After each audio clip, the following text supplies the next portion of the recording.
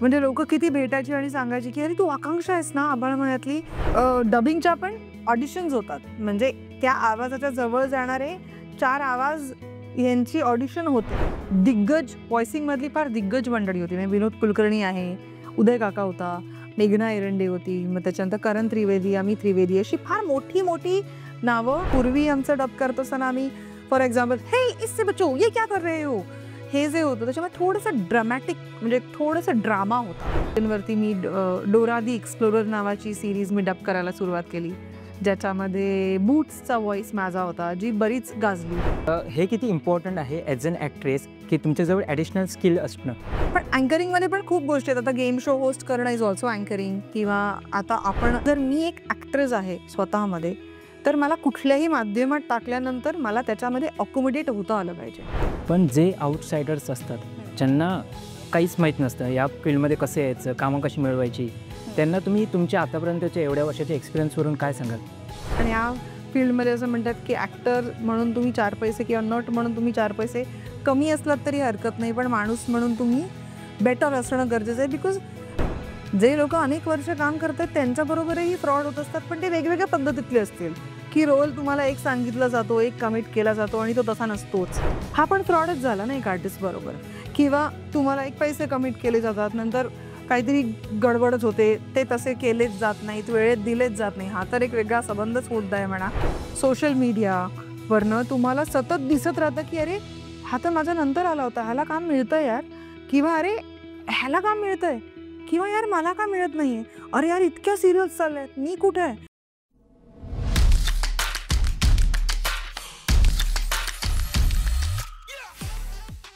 तुम्ही काही comedy shows पण केलेत. येस तर तो एक्सपिरियन्स कसा होता? कॉमेडी एक्सप्रेस आणि फुबाई फू केली. येस.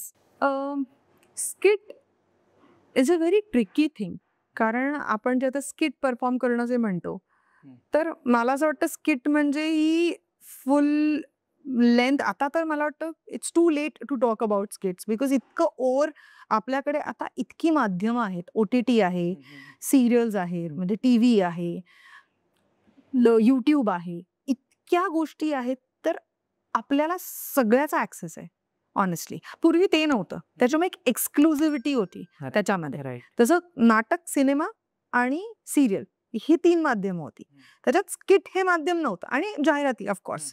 तर जाहिरातीमध्ये सगळी गोष्ट कशी कॉम्पॅक्ट करून तुम्हाला एक थोडक्यात तो मजकूर किंवा तो कॉन्टेंट पोहोचवायचा असतो. तसं मला वाटतं स्किट हे सबंध नाटकाचं अख्खं सार जर मला एक 40 मिनिटात किंवा 15 मिनिटात हे जर बसवायचं असेल, तर ही सोपी गोष्ट नाही आहे.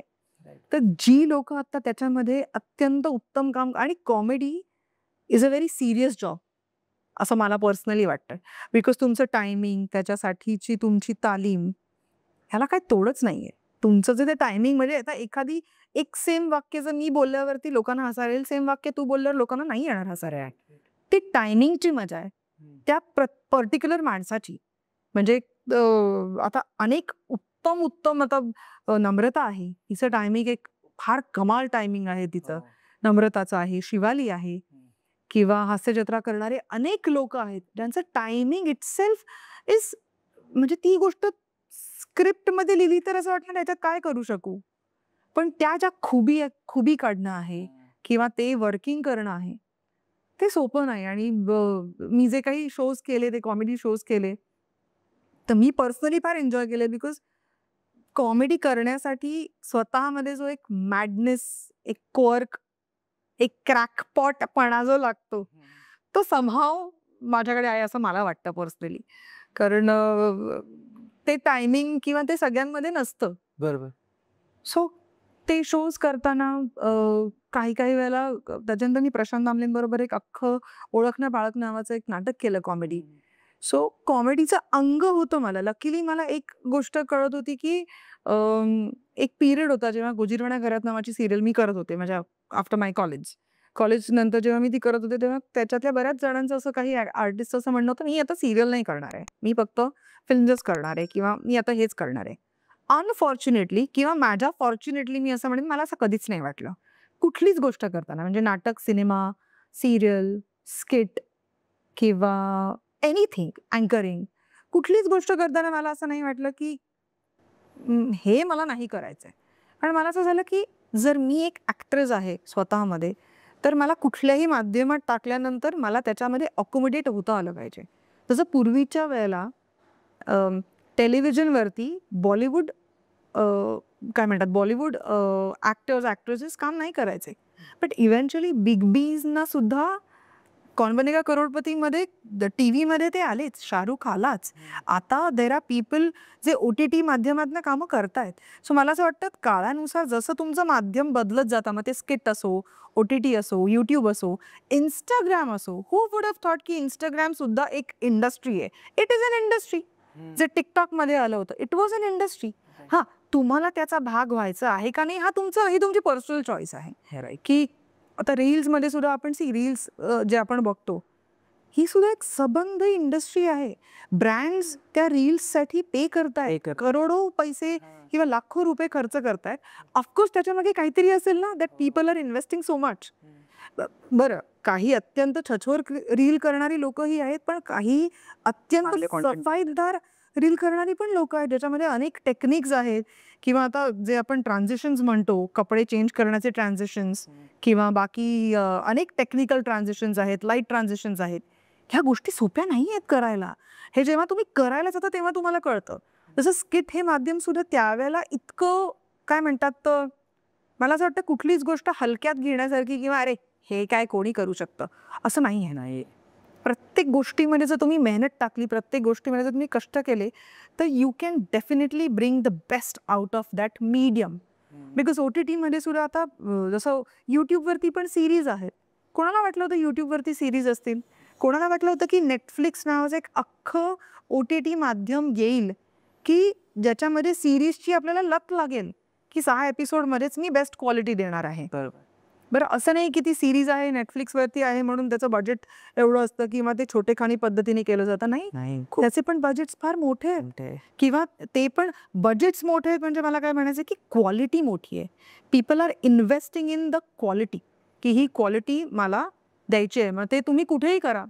मग इंस्टाग्रामवरती सुद्धा क्वालिटी देणारी लोक आहेच. मग content is always a king. Right. पण तुम्ही कॉन्टेंट कशा पद्धतीने, म्हणजे आता तुम्ही मोठ्या मोठ्या क्रिएटर्सचं जर मी अजून त्याच्यात रुळले नाहीये व्हेरी ऑनेस्टली. पण काही जे क्रिएटर्स ह्यांच्या प्रोफाईल सुरुवातीपासून तुम्ही बघितला तर तुम्हाला त्यांचा ग्राफ लक्षात येतो की सुरुवातीला इतक्या छोटेखानी पद्धतीने यांनी सुरुवात केलं होतं आणि नंतर त्यांच्या कामामध्ये किती फिनिश आलाय, किती फिनिशिंग आलंय त्यांच्या कामामध्ये, की आपल्याला बघताना असं होतं अरे हो, हे इम्प्रूव्ह झालं. तसं आपण इम्प्रूव्ह करत असतो. So I think that is very important. म्हणजे कुठलंही माध्यम असो, स्किट किंवा काही, आत्तापर्यंत तर ही माध्यम आहेत. यू नेव्हर नो, अजून पुढे काही माध्यमं असतील. तर you have to be ready for that. आपण त्याला कमी लेखून, हां अर्थात असं हे तर निश्चितच आहे की सगळ्यांनाच सगळं येईल असं नाही आहे. पण जर तुम्हाला त्याच्यात इंटरेस्ट असेल तर तुम्हाला त्याच्यात थोडंसं ॲडजस्ट होता येतंय का हे बघायला काय हरकत आहे. It might work, it might not. तर मी असं नेहमी म्हणते की कुठलीही अपॉर्च्युनिटी घेत असताना किंवा कुठल्याही लोकांशी बोलताना किंवा कुठल्याही माध्यमात काम करताना मला असं वाटतं की ट्राय करायला काय हरकत आहे. You always have an option of saying no, की नाही जमलं यार किंवा मला नाही करायचं हे. तो ऑप्शन तर ऑलवेजच आहे. पण what if it works. Right. म्हणजे जसं एक टाटा स्कायचं जे आहे ना, पूछने में क्या जाता है, यू नेवर नो, करने में क्या जाता है, it might work also for you. Right. तुम्ही मॅडम आतापर्यंत बऱ्याच मालिकांमध्ये कामं केली आहेत, बरेच चित्रपटांमध्ये कामं केलीत, बरेच वेगवेगळे कॅरेक्टर्स केलेत. तर त्या कॅरेक्टरसाठी तुम्ही प्रिपरेशन कसं करता? ती प्रोसेस काय असते तुमची? ऑनेस्टली ती प्रोसेस सांगणं जरा डिफिकल्ट आहे, अगदी खरं सांगायचं तर. कारण ती ना ऑनगोईंग प्रोसेस असते. म्हणजे ते असं नसतं की आता मी कॅरेक्टर करायला लागले म्हणजे ती प्रोसेस कम्प्लीट झाली, असं नसतं. पण मी 7वीत असताना बाबांना माझ्या एक फार मस्त वाक्य बोलले होते, सहज बोलून गेले होते. कुठून मला माहिती नाही, बिकॉज मला पर्सनली फिलॉसॉफी फार आवडते त्याची. म्हणजे जेव्हा मी फिलॉसॉफीचा अभ्यास करत होते म्हणजे तेव्हा मला लक्षात आलं अरे हे मस्त आहे, छान आहे हे. त्याच्यामुळे काही गोष्टी जसं मी बाबांना म्हटलं होतं वाक्य, मी म्हटलं बाबा लोक आपल्या फील्डबद्दल निगेटिव्ह पॉझिटिव्ह बऱ्याच काय गोष्टी बोलतात. But I have realised one thing, की मी एक परी म्हणून जरी असले अस्तित्वात, तरी मी आयुष्यात जितकी कॅरेक्टर्स प्ले केली तितकी कॅरेक्टर्स मला तितक्या लोकांचं आयुष्य मला जगता आलं. म्हणजे माझ्या प्रत्येक कॅरेक्टरसाठी मी ब्रह्मदेव आहे. बिकॉज मी ठरवणार की त्याच्यात म्हणजे परीचा अंश तर त्याच्यात 100% असणार.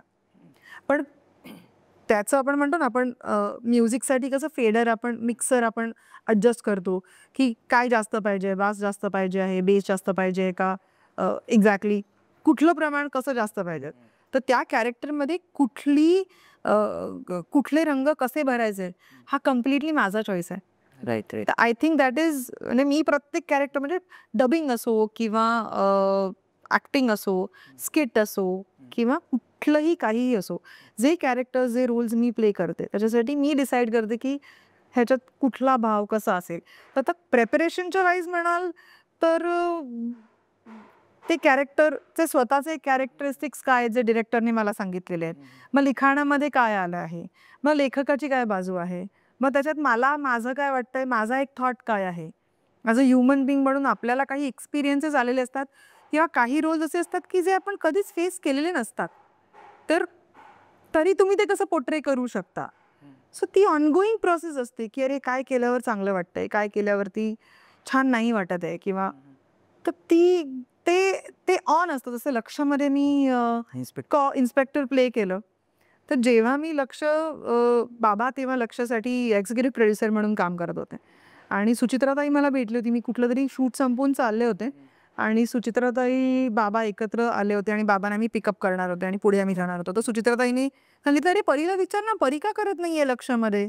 तर बाबांनी असं माझ्याकडे बघितलं आणि गप्पा बसले. बाबांना मी म्हटलं होतं लक्ष्यमध्ये मी काम केलं तर मी फक्त इन्स्पेक्टर म्हणून करीन, नाही तर मी नाही करणार. एपिसोडिक मला म्हणजे असं काही नाही की मी शाणी आहे. इट वॉज माय कॉल की जर केलं तर फक्त इन्स्पेक्टर कर. आणि सुचित्राताईंनी ते लक्षात ठेवलं. आणि जेव्हा सिरियल आधी ट्वाईस अ वीक होती, जेव्हा नंतर 4 टाइम्स अ वीक झाली, तेव्हा आठवणीने सुचित्राताईने मला कन्सिडर केलं, आदेशदादांनी मला कन्सिडर केलं. आणि मी जेव्हा आले तेव्हा मी लक्ष करायला आलेले असताना मी फार लहान होते. म्हणजे इन्स्पेक्टर म्हणून मी लहान दिसायचे. असं आमचे संजय खांबे म्हणून जे डिरेक्टर त्यांचं म्हणतो, "बरं लहान दिसतेस रे तू, तू नाही रे, पोलीस अशी लहान थोडी असते होय, अशी ते साताऱ्याकडचे अशी लहान असते होय."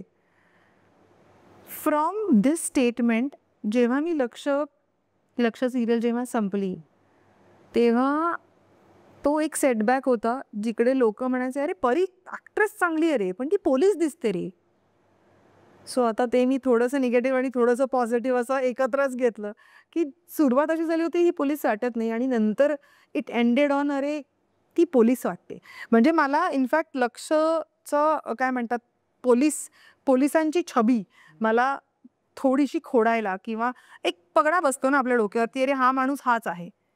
तर ते खोडायला मी 1 वर्ष 1.25 वर्ष जवळजवळ काहीच नाही केलं. मग मी पहिलं जे केलं ते सौजन्याची ऐशी तैशी नावाचं out and out farce comedy नाटक मी केलं. ते ब्रेक करायला की मी फक्त पोलीस नाही वाटू शकत. I can be more than that.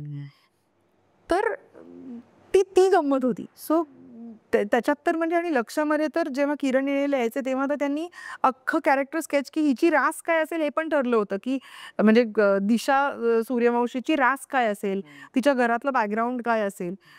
ते प्रत्येक वेळेला काही एपिसोडमध्ये आलं असं नाही, पण माझ्या कॅरेक्टर बिल्डिंगसाठी की अच्छा ओके हे हे हे हे असेल. त्याच्यानंतर संत गजानन शेगावीचे म्हणजे मध्ये मी नारायणी जेव्हा प्ले केली ती पण इतकी स्पेशल होती माझ्यासाठी, कारण ती हार्डली 2-3 महिन्याचा माझा ट्रॅक होता, पण जवळजवळ 5 महिने चालला तो. अच्छा. आणि ती वेगळीच कनेक्ट झाली मला, बिकॉज मला तिकडे वेगवेगळी अनुभूती आली. संत गजानन शेगावीचे मध्ये मी एक देवी कॅरेक्टर्स मी देवी ह्याच्या आधी कधीच प्ले नव्हतं केलं, पण संत गजानन शेगावीच्या निमित्ताने मला तेजेंद्र निसवणकर आणि यांचं प्रोडक्शन होतं, ट्रम्प प्रोडक्शन होतं. तर तो फार वेगळाच एक्सपिरियन्स होता. म्हणजे ती जी शक्ती आणि आम्ही कोल्हापुरात शूट करायचो, त्याच्यामुळे मला माहिती नाही ती फार फार वेगळा होता अनुभव तो. म्हणजे देवीचा असा सीन होता आणि ती वऱ्हाडी लँग्वेजमध्ये मी माझा नवरा जो असतो तोच म्हणजे दुष्ट प्रवृत्तीचा असतो आणि त्याला मी देवी स्वरूपात दिसते आणि मला तो राक्षस स्वरूपात दिसतो आणि त्याचं मुंडकं उडवते, असा एक सिक्वेन्स होता, त्याचा ड्रीम सिक्वेन्स होता. आणि असं एक अख्खं पानभर मी बोलते जवळजवळ 31 45 सेकंद मीच बोलते अख्ख्या त्या लँग्वेजमध्ये आणि मी ते फिरवते असं. तर मला फक्त नितीन जो आमचा डिरेक्टर होता त्याने फक्त सांगितलं की फक्त असे श्वास ठेव देवीचा, म्हणजे हे फक्त ठेव. तेवढंच फक्त मी ठेवलं. सुरुवातीला मला धाप लागली. मी म्हटलं 1 मिनिट थांब. तर मला थांब take your time, take your time. त्याच्यानंतर सेकंड टेकला जेव्हा मी थाड ते बोलले तर म्हणाला फिरव तलवार. मी तलवार फक्त फिरवली आणि त्याच्यानंतर जे मी मटकन खाली बसले त्या एक 30 सेकंदासाठी काहीतरी एक दैवी तत्व होतं जे मी एक्सपिरियन्स केलं. पुढची 15 मिनिटं मी फक्त रडत होते. म्हणजे मग मला संजीव कोलते म्हणून जे आमचे रायटर त्यांनी सांगितलं काही वेळेला आपलं कॉन्सन्ट्रेशन इतक्या लेवलचं होतं ना की आपलं एक कुठलं तरी चक्र ऍक्टिव्हेट होतं आणि ते सहन करण्याची ताकद आपल्यात नसते. म्हणजे समाधी अवस्थेमध्ये अख्खी आपली जी चक्र ऍक्टिव्हेट होतात, माझ्यासाठी ती दैवी अनुभूती होती. बिकॉज माझा स्वामींवर प्रचंड विश्वास आहे. म्हणजे माझा देवावर विश्वास आहे पूर्ण आणि मला त्याच्या वेगवेगळ्या वेळेला प्रचिती पण आलेली आहे. त्या शक्तीवर माझा विश्वास आहे. सो त्या वेळेसाठी आणि संत गजानन करताना बऱ्याच गोष्टी आल्या की एक म्हणजे ती सिरियल करेपर्यंत मला काहीतरी एक ऍडच आली, अजून एक दुसरंच काहीतरी आलं. सो मला असं वाटत होतं अरे नको, म्हणजे ते होईल काय वर्क, हे होईल का, आणि मी तिथे होते आणि ती अनुभूती आल्यानंतर मला माझ्या मनात एकच म्हणजे एकतर अंबाबाईच्या क्षेत्री होते, म्हणजे कोल्हापुरात आम्ही शूट केलं, गजानन महाराजांची सिरियल करत होते आणि मला सगळ्यांमध्ये एवढंच फक्त एक वाक्य माझ्या कानात ऐकू आलं किंवा घुमलं किंवा जाणवलं, कळलं का इथे आहेस. म्हणजे ना काही काही गोष्टी आपण एक्सप्लेन नाही करू शकत की का आपण टाळत असतो किंवा करत असतो, पण जे ते व्हायचं असतं ते होतं. म्हणजे मला असं झालं आणि त्या म्हणजे आय वॉज सो ग्रेटफुल. मला इतकं धन्यवाद द्यायचे त्या गोष्टीला की मी रडत होते की थँक्यू मी इथे आहे. नाहीतर मला हे कळलं नसतं. आपण जे म्हणतो ही संत संत मंडळी आहेत किंवा देव किंवा आपण शक्ती एक म्हणतो, आपण सहन करण्याची शक्ती नाही आपल्यात. ते फार वेगळं तत्व आहे असं मला वाटतं. So it's very special. Okay. खूप छान वाटलं ॲक्च्युली ऐकताना पण. मॅडम तुमचे वडील या फील्डमधील होते. त्यामुळे तुम्हाला गायडन्स मिळत होता की काय केलं पाहिजे, काय नाही केलं पाहिजे.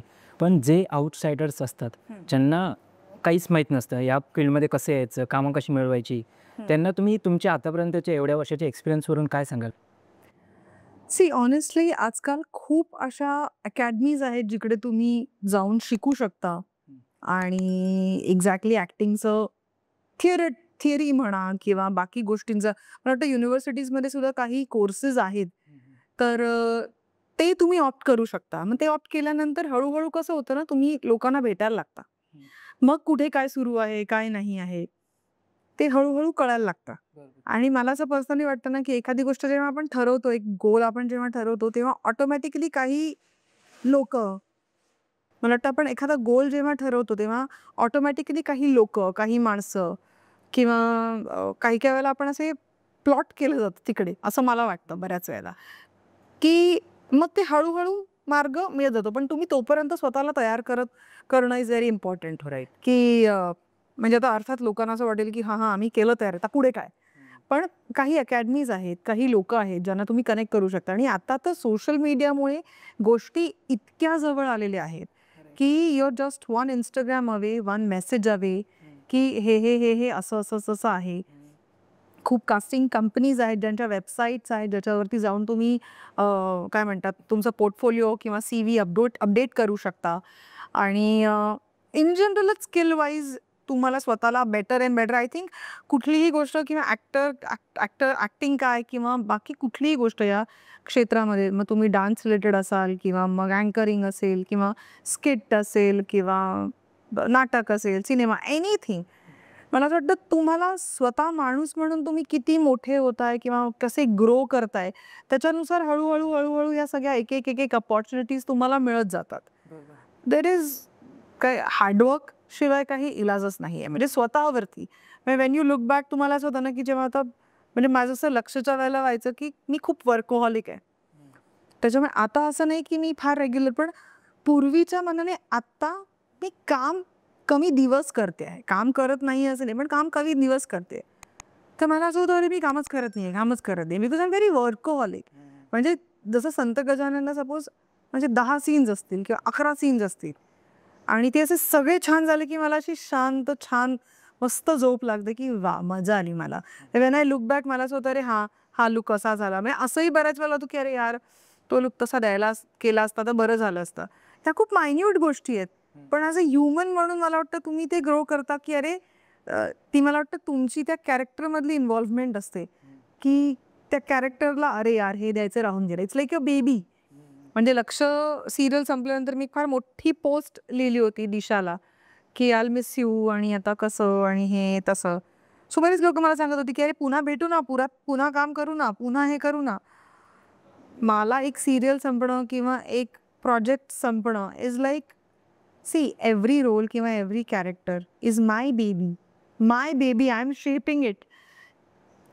ते येणार नाही ना परत. इट्स लाईक ते गेल्यासारखं आहे की सगळे आता अजून मी पोलिसांचे रोल अनेक करेन, अजून अनेक वेळेला मी नारायणी करेन, अजून अनेक वेळेला वेगवेगळ्या त्यात सेम दाटणीचे रोल करेन, पण तो रोल नाही ना करणार. दिशा सूर्यवंशी पुन्हा येणार नाही ना आयुष्यात माझा. तर इट्स लाईक म्हणजे असं पर्सनल लॉस असल्यासारखं वाटतं की अरे आता हे गेलं, ते आता गंगेत सोडल्यासारखं झालं, तर ते परत नाही येणार, दुसरं येईल. सो मला असं वाटतं की ती इन्व्हॉल्वमेंट तुमच्या कामातली, तुम्ही लोकांना भेटून किती PR एक सांभाळणं फार इम्पॉर्टंट आहे तुम्हाला. जितके लोकांशी तुम्ही बोलताय, कारण या फील्डमध्ये असं म्हणतात की ॲक्टर म्हणून तुम्ही 4 पैसे किंवा नट म्हणून तुम्ही 4 पैसे कमी असलात तरी हरकत नाही, पण माणूस म्हणून तुम्ही बेटर असणं गरजेचं आहे. बिकॉज अख्खं फील्डच मला वाटतं हेच काय कुठलंही फील्ड की सगळी फील्डच माणसांची रिलेटेड आहे. सो तुम्ही एकमेकांबरोबर कसं चांगलं वागताय, कसं त्यांना एकमेकांबरोबर कसे ग्रो करताय. कारण फॉर्च्युनेटली मी आणि मला असं वाटतं की प्रत्येक आजूबाजूच्या तुमच्या माणसाकडनं जे जसं शिकता येते तेव्हा या. कारण मी जेव्हा मुलुंडला राहायचे तेव्हा मुलुंडवरनं मी 1 ऑडिशन किंवा 2 ऑडिशन ठरलेला करायला जायचे चुपचाप अंधेरी किंवा ह्याला ॲडसाठी. आता जेव्हा ऑडिशन जातात तर ऑडिशनसाठी ॲक्च्युली ट्रॅव्हल करून जायला लागत नाही, पण तेव्हा जायला लागायचं.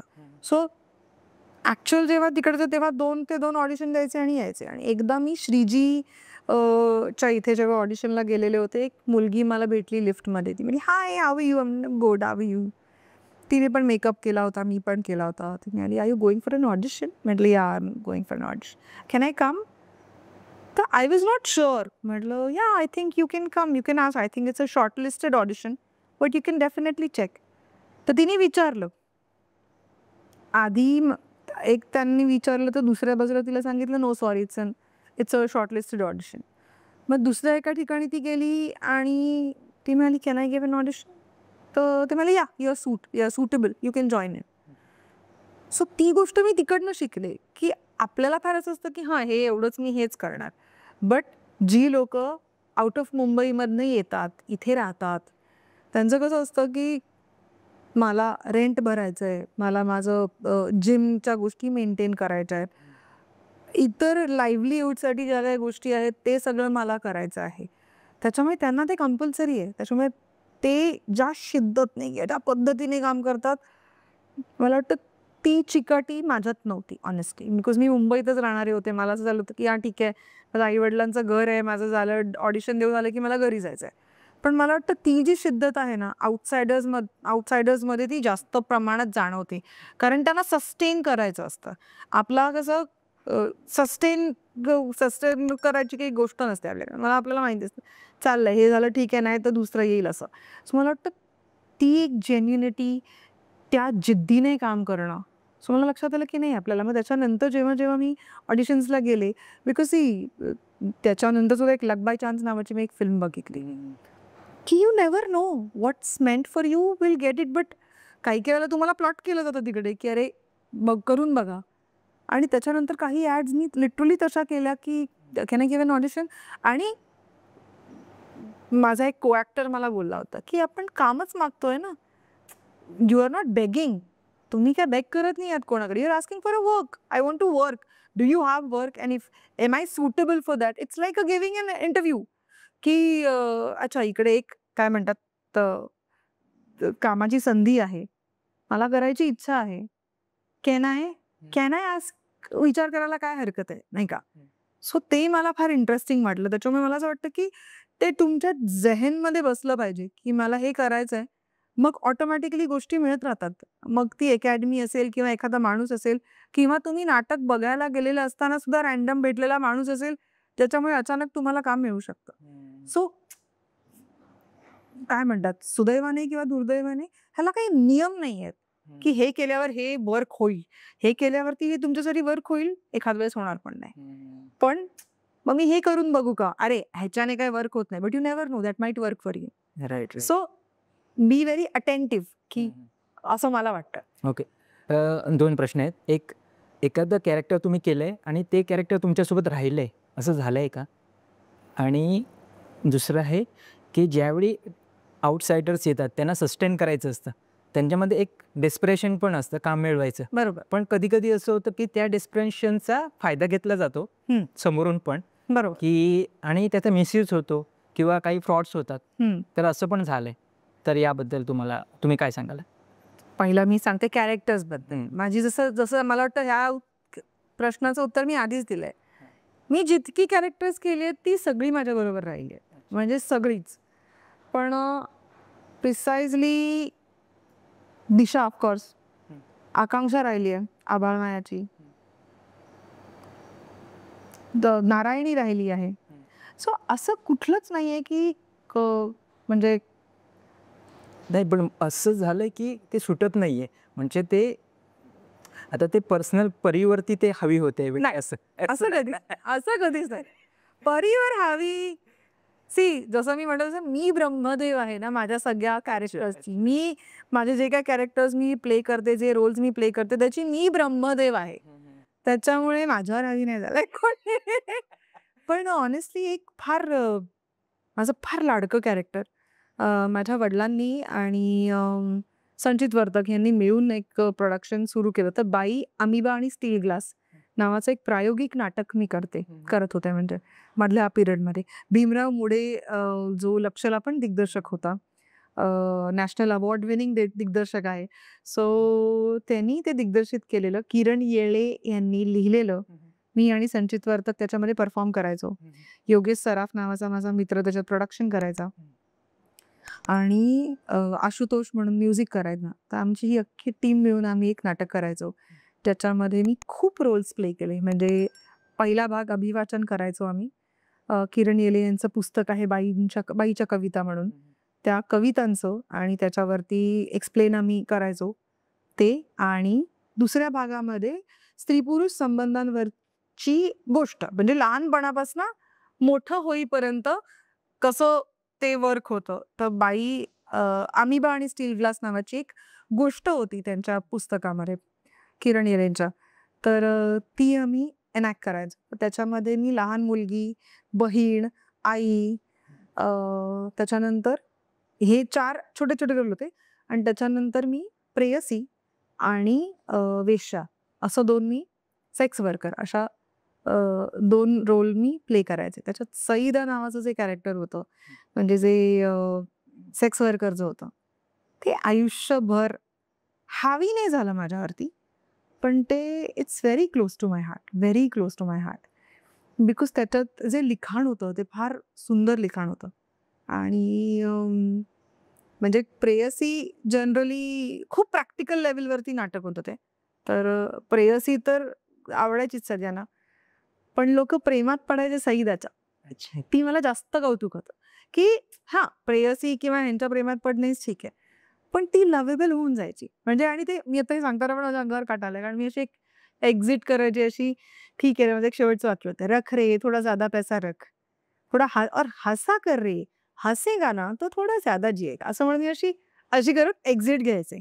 आणि त्याच्यानंतर अशी कडकडाट व्हायचा टाळ्यांचा आणि पाणी असायचं कित्येक. बरं, मला सगळ्यात मोठी कॉम्प्लिमेंट म्हणजे एक सेक्स वर्कर आमचं नाटक बघायला आली होती आणि ती खूप खुश झाली होती. ती म्हणाली की छान करता तुम्ही. आणि सरप्राइझिंगली त्या कॅरेक्टरच्या काय म्हणतात वर्किंगसाठी असं मी काहीच वेगळं केलं नव्हतं की रेफरन्सिंग केलंय किंवा तिकडे जाऊन बघितलंय वगैरे, काही नाही. जे लिखाण होतं, जे मला आलं आतून, ते मी केलं फक्त. आणि लोक तिच्या प्रेमात जास्त पडायची. आणि ते I think that was my win, की त्यांच्या प्रेमात म्हणजे यार किती मस्त आहे यार ही, आणि तेच माझं पण व्हायचं की यार सईद यार.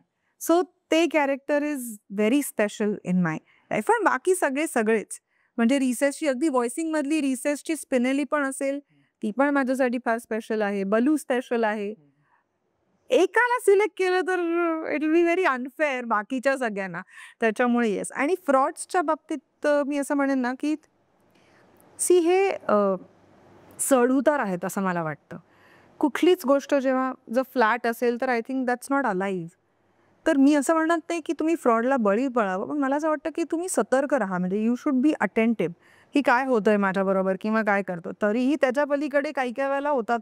हे अगदीच फक्त आउटसायडर बरोबरच होतं असं काही नाही.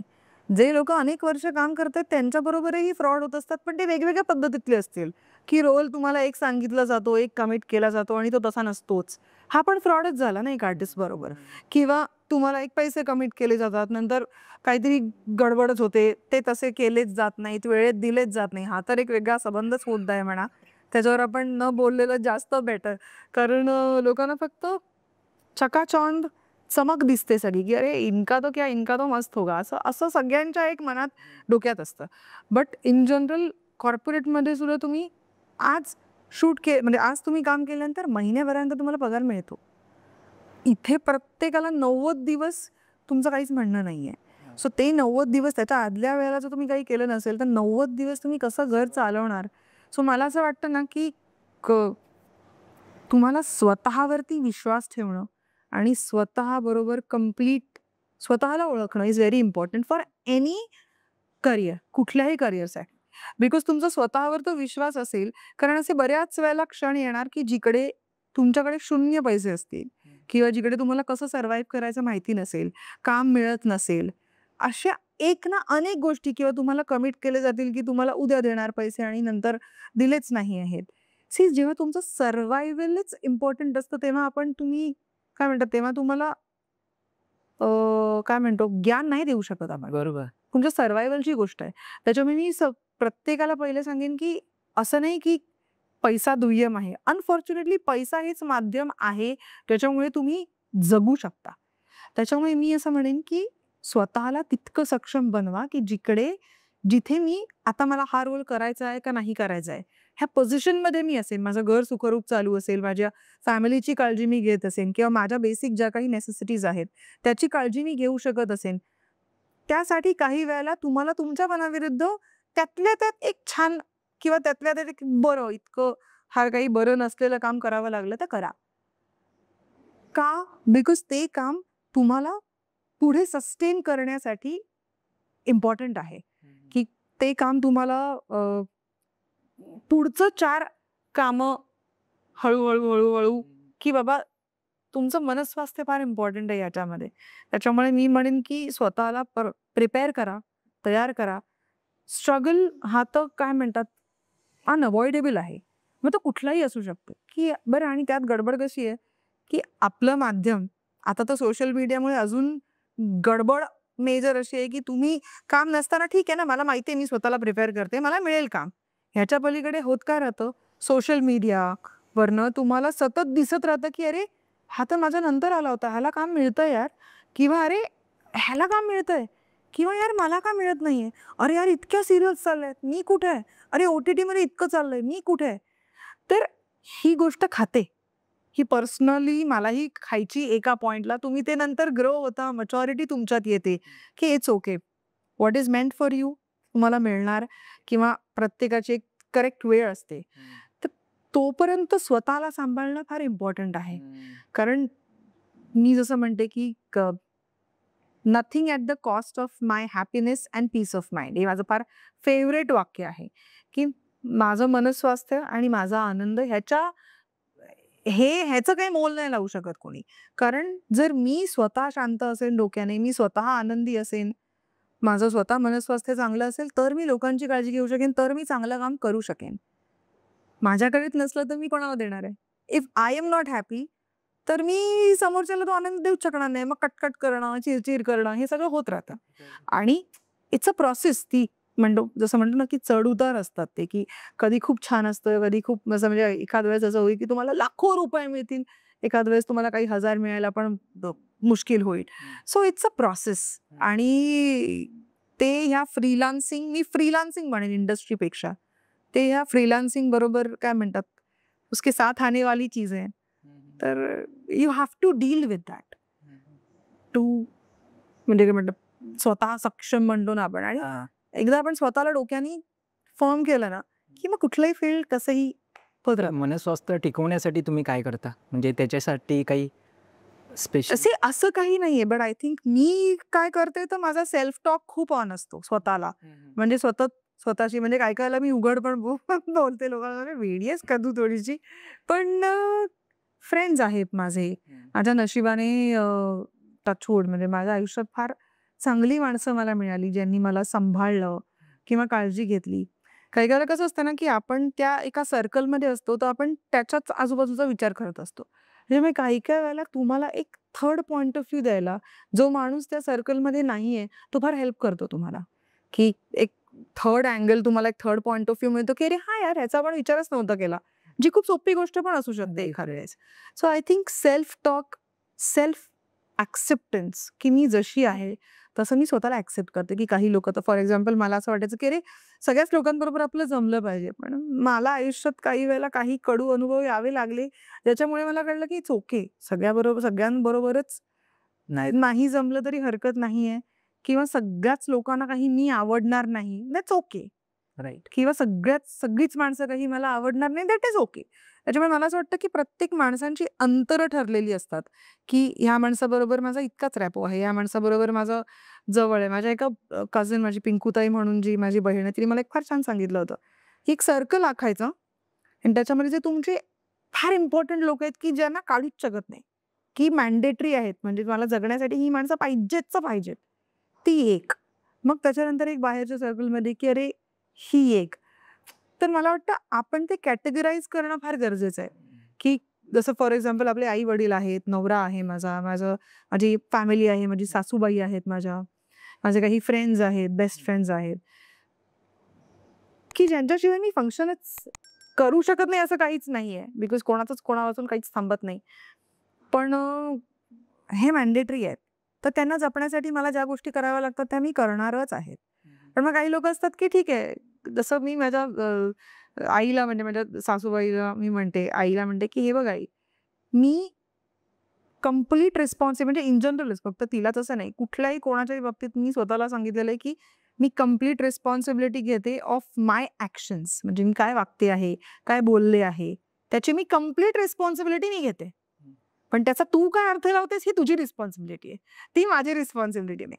बिकॉज कसं होतं ना, आपण आता तो माणूस मला इम्पॉर्टंट असेल तर मी त्याला समजावून, जोपर्यंत त्याला समजत नाही तोपर्यंत समजावून सांगायचा प्रयत्न करेन की यार, हा माझा उद्देश नव्हता किंवा हे माझं म्हणणं नव्हतं, बिकॉज तो माणूस मला इम्पॉर्टंट आहे.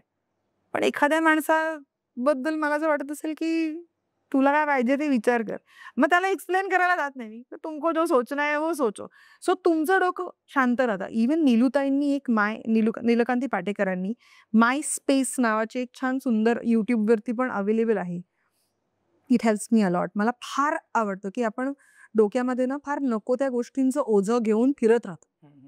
सो जी गोष्ट माझ्या गरजेची नाहीये ती फ्लश आउट करून टाकायची जेव्हाच्या तेव्हा, की मी आता हे बोलले, याची कम्प्लीट रिस्पॉन्सिबिलिटी माझी, त्याचा अर्थ तुम्हाला काय काढायचा आहे, you are free to do it. If you have that time, तुमच्याकडे तो वेळ आहे, असं बोलली तसं बोलली, प्लीज डू इट. माझ्याकडे तो नाहीये किंवा मला त्याच्यात माझी एनर्जी वेस्ट नाही करायची. सो तुम्हाला काय पाहिजे तो विचार करा. So I think that sorts a lot. Okay. तुमचे फ्युचर प्रोजेक्ट्स कोणते आहेत आणि 5 वर्षानंतर तुम्ही स्वतःला कुठे बघता? Oh wow, high interesting question आहे. वाव, फारच मज्जा आली मला या म्हणजे प्रश्न ऐकतात. Very interesting. कुठे बघतायस, म्हणजे इट्स लाईक, मला असं वाटतं या इंटरव्ह्यू नंतर इट्स लाईक काय मॅनिफेस्ट करताय तुम्ही आता, असं वाटतंय मला. पण असं सांगता येणं डिफिकल्ट आहे खरं तर. पण माझा हा प्रश्न खूप छान आहे निलेश, बिकॉज ह्या प्रश्नामुळे आपण स्वतःला सांगतो की यार मला इथे पोचायचं, जसे मी इतका वेळ बोलले की you need to have that goal. So मला असं वाटतं की आत्ता सध्या तर माझे व्हॉइसिंग प्रोजेक्ट चालले आहेत, माझ्या ॲड्स चालू आहेत. आणि माझी जी फार जवळची मैत्रीण आहे गौरी कालेलकर म्हणून, गौरी कालेलकर चौधरी जी आता घरत गणपती म्हणून जी आम्ही फिल्म केली, तर नॅव्हियन्स स्टुडिओज बरोबर ते सुद्धा प्रोड्युसर्स होते. गौरी कालेलकर जी मधुसूदन कालेलकर यांची नात आहे. तर आम्ही आता काही महिन्यांपूर्वी मधुसूदन कालेलकर प्रोडक्शन्स म्हणून प्रोडक्शन आम्ही लॉन्च केलं, म्हणजे ओपन केलं. तर त्या प्रोडक्शन हाऊसमध्ये मी ॲज अ क्रिएटिव्ह म्हणून सध्या करते आहे. अरे वा. म्हणजे I am looking into the creative side. आणि त्याच्याच बरोबर व्हॉइसिंग माझं चालू आहे, ॲड्स माझ्या चालू आहेत. पण मला तुझा सगळ्यात आवडलेला प्रश्न आहे की where do you see yourself, म्हणजे 5 वर्षात तुम्ही स्वतःला कुठे बघताय? तर आत्ता मला असं वाटतं की अजून मी OTT जास्त एक्सप्लोर नाही केलं आहे किंवा OTTमध्ये अजून माझा डेब्यू नाही झाला असं म्हणू शकतं. सो OTTचा मी विचार करते आहे, चांगल्या फिल्म्सचा विचार करते आहे. आणि छान आहे. आता हे मी घरी लिहून काढेन की मला 5 वर्षात कुठे बघायचंय. मला असं वाटतं 5 वर्षात मला स्वतःला, म्हणजे हे फार अजीब उत्तर म्हणू शकतो आपण, की आत्तापर्यंत ज्या गोष्टी मी नाही केल्या आहेत त्या मला डिस्कव्हर करायच्यात. म्हणजे OTT असेल, ओके. बॉलिवूड असेल एखाद वेळेस, किंवा व्हॉइसिंगमध्ये काहीतरी इंटरेस्टिंग असेल जे मी केलं नसेल, किंवा Instagramच्या काही गोष्टींमध्ये म्हणजे रील्समध्ये मी स्वतःला एक्सप्लोर नाही केलं. एक्सप्लोर ॲज इन एक तो मला वेगळा प्रयत्न वाटतो ऑनेस्टली, जो मी आत्तापर्यंत नाही एक्सप्लोर केलाय. तर ते असेल. सो फार लोकं म्हणतील म्हणजे रील OTT आणि बॉलिवूड हे काय म्हणजे? पण या दॅट्स हाऊ इट इज. तेच माझं खरं उत्तर आहे असं मला वाटतं. ओके. आता आपण एक शेवटचं रॅपिड फायर सेशन घेऊया. तुमच्यामध्ये सर्वोत्तम मराठी चित्रपट? ऑल टाईम फेव्हरेट म्हणशील? हां, ऑल टाईम अशी बनवा बन. राईट. म्हणजे कधीही जाऊन तो कुठूनही कसाही बघू शकतो. हो. एक अभिनेता किंवा एक अभिनेत्री ज्यांच्यासोबत तुम्हाला काम करायला आवडेल? मला ऋतिक रोशन बरोबर काम करायचंय, काही झालं तरी. आणि even I want work with Prabhas किंवा, आणि अभिनेत्री असं काही पर्टिक्युलर असं काही नाही आहे अभिनेत्री म्हणून, पण अभिनेताच. अजून मला अभिनेत्री तरी आठवत नाही आहे अशी. अच्छा. आठवलं की मी सांगते. तुमच्या आवडत्या 3 वेब सिरीज कोणत्या? ओके. मेड इन हेवन मला आवडली होती. त्याच्यानंतर गेम ऑफ थ्रोन्स मला फार आवडली होती. आणि ती कॉमेडी डॉलर जी आता एक Amazonवरती होती, आय थिंक हॅपी फॅमिली, मला फार आवडलेली. बिकॉज तुमच्या घरात घडती अशी वाटते. So I love that. अच्छा. हा. तुमच्या आयुष्यातील सर्वात मोठं क्रश कोण आहे? क्रश कोण होतं? ऋतिक रोशन. Forever. म्हणजे मी ऋतिक रोशन म्हणताना सुद्धा ब्लश करते. तुम्हाला एका दिवसासाठी सुपर पॉवर मिळाली तर तुम्ही काय कराल? वाव. एका दिवसासाठी सुपर पॉवर मिळाली तर मी असं काहीतरी करेन की ज्याच्यामुळे मला आयुष्यभर, म्हणजे माझी अशी फार इच्छा आहे की मला असं प्रोजेक्ट करायला मिळो की ज्याच्यामध्ये प्रत्येक कंट्रीमध्ये एक किंवा 1.5 2 महिने राहून मला काम करता येईल. म्हणजे मला अख्खं जग फिरता येईल, माझ्या आवडीचं काम करता येईल. सो आय विश, म्हणजे अशी मी विश ती ग्रँट करून घेईन त्या जिनीकडनं किंवा कुठेही, काय ती सुपर पॉवर काय असेल ती त्याच्याने, की ज्याच्यामुळे मला अख्खं वर्ल्ड, म्हणजे असं एक पण कंट्री किंवा एक पण स्टेट नसलं पाहिजे जिकडे मी पाय नाही ठेवलाय. तिकडे प्रत्येक ठिकाणी 1.5 महिना फक्त. म्हणजे मग जे काही शूट असेल सपोज आता 30 दिवस 40 दिवस, त्याच्या पुढचे दिवस मी ते एक्सप्लोर करेन. अच्छा. तुम्हाला कोणत्या जॉनरचे प्रोजेक्ट्स करायला आवडतात? Comedy, romance, action? ॲक्शन अजून मी केलं नाही आहे. त्याच्यामुळे मला वॉरियर किंवा असं मस्तानी किंवा जे पण मी एक करणार होते, जसं मी एक हिंदी सिरियलमध्ये करणार होते. That didn't work out unfortunately. म्हणजे ती राणी असते आणि ती सेनापती पण असते, म्हणजे ती लीड करत असते असं. सो म्हणजे काय म्हणतो आपण, लढवई असतात ना, तसं करायला मला आवडेल. कारण ते राहिलंय. कॉमेडी आणि रोमॅन्समध्ये मी केलेलं आहे. So action is pending. So yes, ते काय. डबिंग करतानाचं तुमचं फेवरेट कॅरेक्टर आणि त्याचा आवाज काढून दाखवला तर बरं होईल. फेवरेट खूप आहेत, एक असं नाही पिक करू शकत. बट मी इकडे बूट्सचाच, डोरा दी एक्सप्लोररमध्ये मी बूट्सचं जे करायचे त्याचंच आवाज काढून दाखवते. सो ते एक पिक करू शकते. बिकॉज तो बिचारा, म्हणजे बूट्स मी 7वीत असताना डब करायला सुरुवात केली आणि जवळजवळ माझं लग्न झालं सम पिरियड बॅक, तेव्हा लग्नानंतर पण 2 वर्षानंतर मी बूटचाच डब करत होते. आणि जी डोरा प्ले करणार होती तिचं पण तेच झालं होतं की आम्ही शाळेत, म्हणजे ती कॉलेजमध्ये होती तेव्हा, तेव्हापासून आम्ही सुरुवात केली आणि तिला मुलं वगैरे झाली तरी आम्ही बूट्स आणि डोराच डब करतो. त्याच्यामुळे that was a big thing की that character stayed with me for like long time. So बूट्सचाच आवाज मी करेन. त्याच्यात एक गाणं असतं, त्याच्यात ते मी गाते, आओ हम चले चलो सभी चलते रहे, चलो वहाँ हम पहुंचे, हम ये कर सकते हैं, ओ वाओ वाओ वाओ, देखो डोरा बिग रेड चिकन, ऊ ऊ. अरे वा वा. तुम्ही स्ट्रेस घालवण्यासाठी काय करता? ह्याचं खरं उत्तर द्यायचंय का खोटं? कारण जर माझ्या नवऱ्याने हा इंटरव्ह्यू बघितला तर ह्याचं खरं उत्तर आहे, स्ट्रेस घालवण्यासाठी मी स्ट्रेस माझ्या नवऱ्याला हे त्याचं खरं उत्तर आहे. पण अदरवाईज स्ट्रेस घालवण्यासाठी मी म्युझिक ऐकते किंवा माझी मैत्रीण आहे गौरी म्हणून, तिच्याच मी बोलते. तर मोस्ट अगदी खरं म्हणजे ही दोन्ही उत्तरं खरी आहेत. मी गौरीशी बोलले की माझा स्ट्रेस जातो टचवूड, म्हणजे हां, तीच गौरी जिच्याच बरोबर मी, तिच्याशी मी बोलले की कसा मला म्हणजे हा स्ट्रेस कसा स्ट्रेस नाहीच आहे आणि तू कशी वेडीच आहेस हे ती मला जाणवून देते आणि मग तो जातो. अच्छा. एका शब्दात परितेरंग कशी आहे? हॅपी गो लकी, मस्त मौला, वेडी, टाइमपास. ओके. आता मागे वळून बघताना तुम्हाला कसं वाटतंय? How satisfied you are with your life? I am completely happy with myself. जसं मी म्हटलं म्हणून मी मुद्दाम म्हणजे मी सांगितलं, नमूद केलं की कुठल्याही फील्डमध्ये तुम्ही असलात तर if you are happy and comfortable in your own skin, की मी जशी आहे तशी मला आवडते. कारण तुम्ही स्वतःला आवडणं गरजेचं आहे. माझं एक, जसं मी फार मी काही मधल्या पिरियडमध्ये काही वेळेला मी कन्सल्ट केलं काही ह्याच्यामध्ये आपण म्हणतो ना की ऑल्टरनेटिव्ह मेडिसिन्समध्ये मी काही जणांना कन्सल्ट केलं. तर एक गोष्ट आपण नेहमी विसरतो की बाकी सगळी लोक, एव्हरीवन अदर दॅन यू, तुम्ही स्वतः सोडून बाकी सगळी माणसं येतात जातात. अनफॉर्च्युनेटली आताच काही 2 महिन्यापूर्वी माझी आई गेली, माय मॉम पास्ड अवे. तर तुमचे आई वडील गेल्यानंतर सुद्धा तुमचं आयुष्य थांबत नाही अनफॉर्च्युनेटली. त्याच्यामुळे एक माणूस सो आयुष्यभर सतत तुमच्याबरोबर असतो, that is nothing but you your self.